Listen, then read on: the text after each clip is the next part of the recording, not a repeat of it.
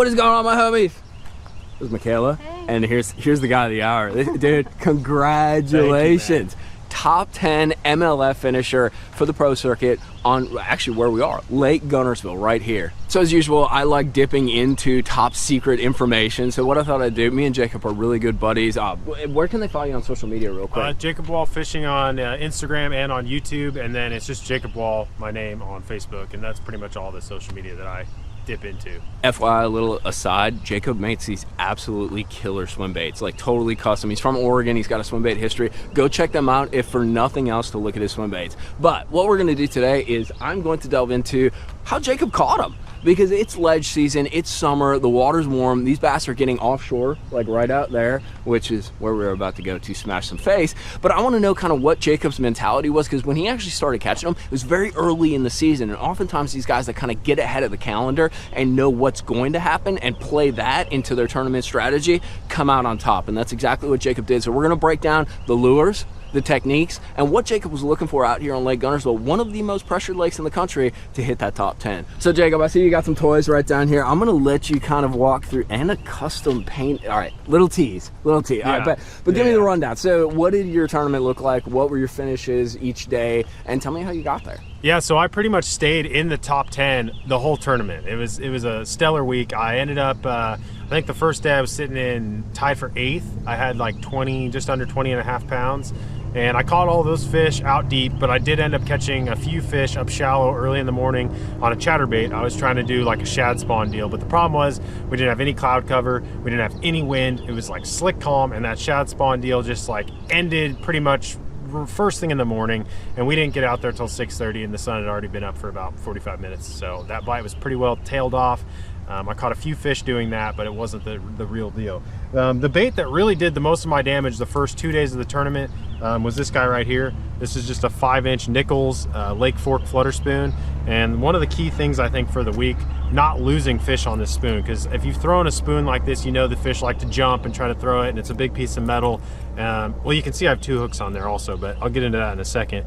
But what I like to do is, this is a Savage Gear grip treble, and it's actually got a braided line eye on there. And what that allows it to do is that right there. Just twist and twist and twist, and finally it locked up, but that was like 6 or 7 twists before it locked up. So most of the time, if you have a standard eye treble on there, it's gonna twist like 1 or 2 times and then lock up. Those fish jump and they get leverage on that bait, and it's gonna most likely sling off their face. So I think that grip treble was definitely a key deal for me out there on Guntersville for that tournament. And I added another treble, a little bit smaller size, up to the head of it.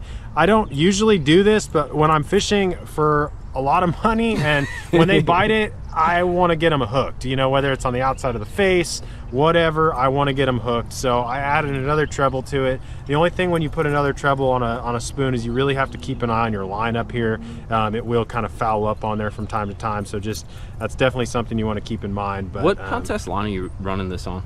This is 16-pound fluoro. You know, a lot of guys want to run like a super heavy line because they're snatching the bait up off the bottom really hard, but I feel like 15, 16 is going to give you a much more natural fall on your bait. It's going to flutter more, it's going to kind of have more erratic action. The heavier the line, it's just like rope, you know, it doesn't want to allow the bait to have a freedom of movement down there. So I was running 16.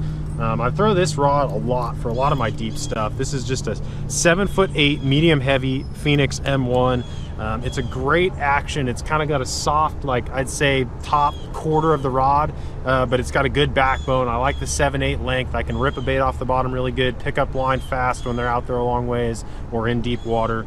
And it doesn't really matter what reel, just a 7 or 8 gear ratio, something a little quicker. When you hook those fish, you want to get, you know, tension on them all the time, and a lot of times they'll hit it weirdly when you go to stroke it up or when it's following. And I was throwing a 7/6 to 1 on this guy here, but that was the deal that pretty much weighed the majority of my fish. Those fish were really deep in the tournament. They were around a lot of white bass, but they're out there in like 22, 25, 28, some of them even out in 30 feet of water. And you're really not going to find a crankbait that you can get down there in 25 consistently.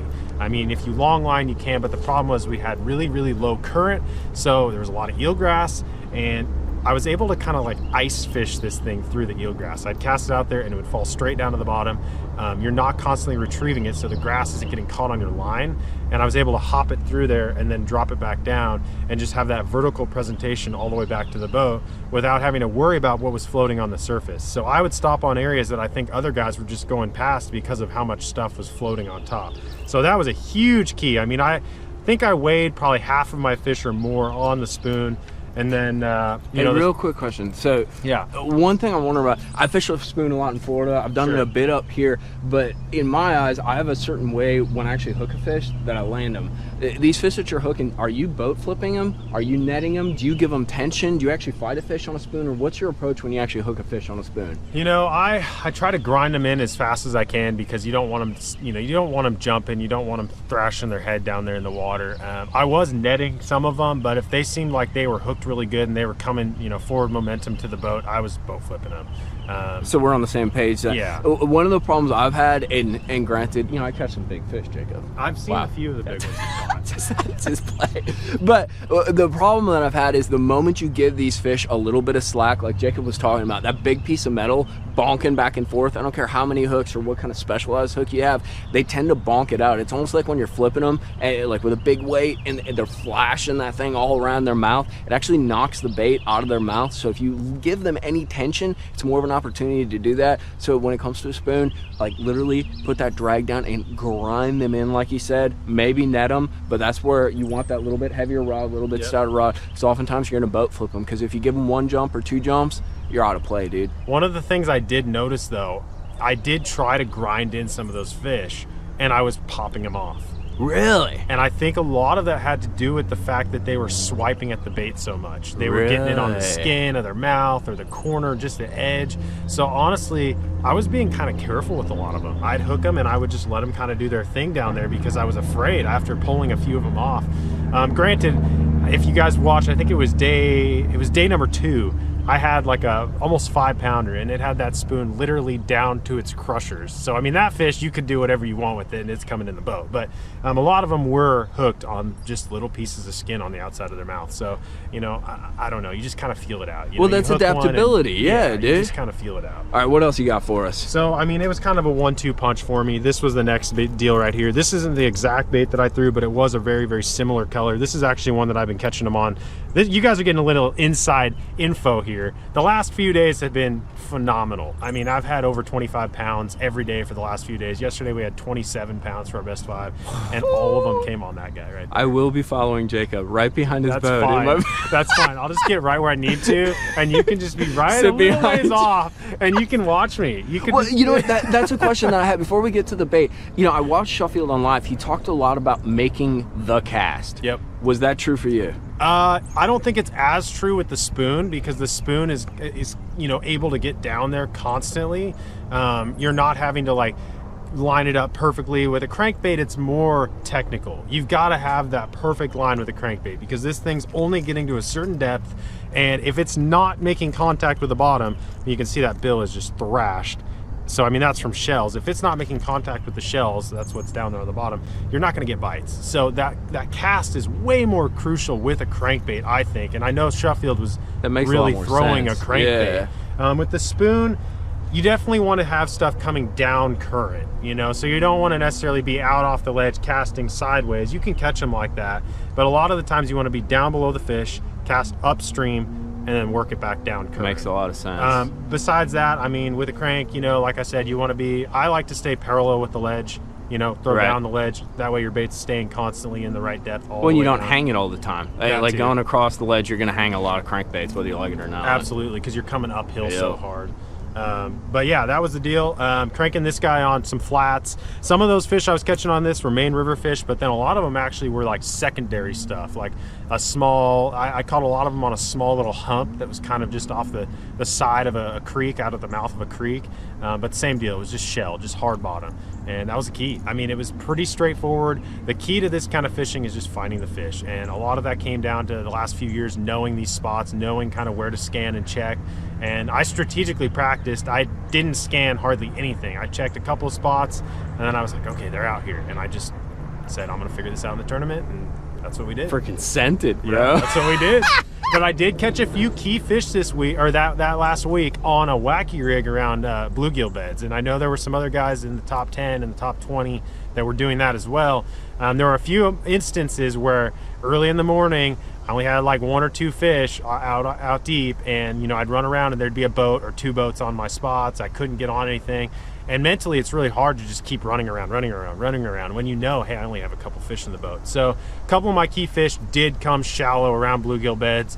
You know, I'd see those beds from a long ways away, drop my power poles and make a long cast with a wacky rig with a Gambler Ace on there, and just kind of let that thing settle into the beds, and your line would just start easing off. So that was definitely key. I caught, I think, 4 or 5 fish. I think only a few that I weighed, but just confident building fish on that wacky rig throughout the week as well. That brim bed stuff was fun. I did a little bit of that, dude. It got naughty. I did a little bit different. I was actually using a Ned rig and a swimming worm. You guys probably saw that in a few videos back. It got stupid, and then it got disappeared. So wait for that next full moon and have some fun. But one thing I want to delve into before we wrap this video up, I talked to you guys a lot about equipment, and especially when you're doing this sort of technical offshore fishing, equipment, gear ratios, line size, especially when you're dealing with current, they matter. They literally make a difference in the way your bait runs, in the depth your bait hits, and you made some adjustments, or maybe you do things a little bit different in order to get your full kind of depth or a kind of running action out of that crankbait. So tell me a little bit about that. You know, so this is only like the 3rd year that I've really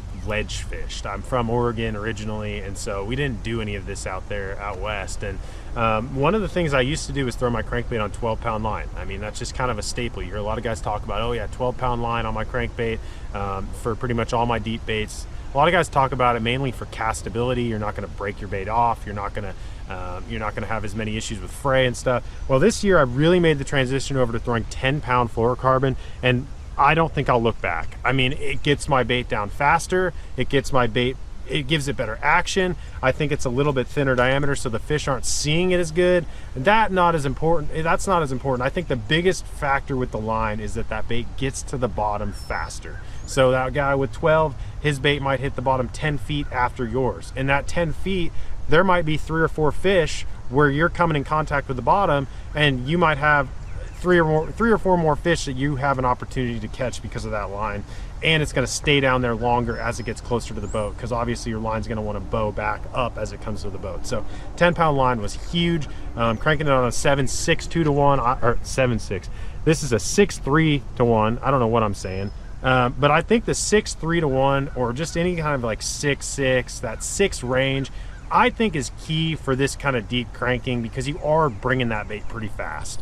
A lot of these fish are hitting it when you're really, really bringing it. So that was a big deal. And then this rod, man, I definitely think that helped me land a lot of fish this week during that tournament.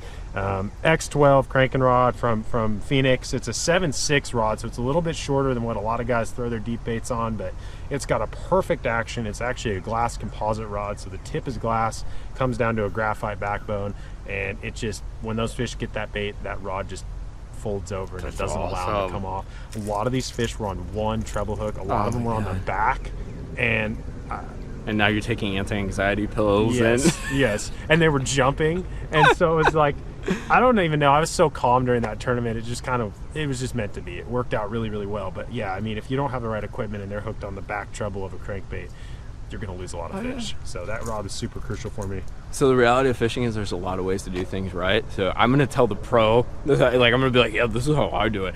I agree with Jacob on the 10-pound. I threw 10-pound on 6XDs for many a year. The problem that I ran into is 10-pound nicks a lot easier than 12-pound. And the other thing is, bro, I like to get ripped, you know. So I do kneel cranking a lot. So I'll kind of squat down and get that bait. Even if that bait already dives to the depth that I want to go, I'll make a long cast and I will stick my rod as far underwater as possible and kneel crank it to get down.